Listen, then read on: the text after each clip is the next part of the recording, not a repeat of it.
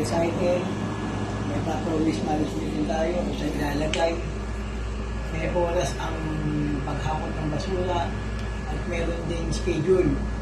Example, Monday, Wednesday, hanggang Friday to Saturday, ang kailangan mo lang ilabas para itapon is yung mga nabubulok at pinabubulok, mga foods, mga pampers, tama yun. Pag kiti-request naman hanggang Tuesday and Thursday, lahat ng mga recyclable, karton, plastic, bottle. Pagdating ng Sunday, special ratio, mga batteries,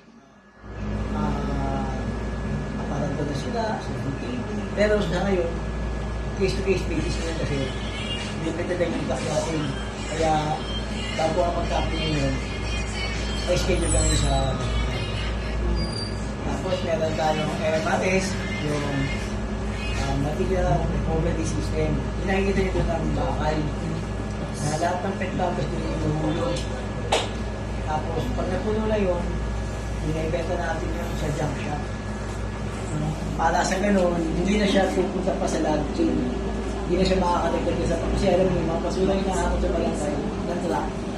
Saan dinadala yan? Sa landfill, sa mga lubukan design.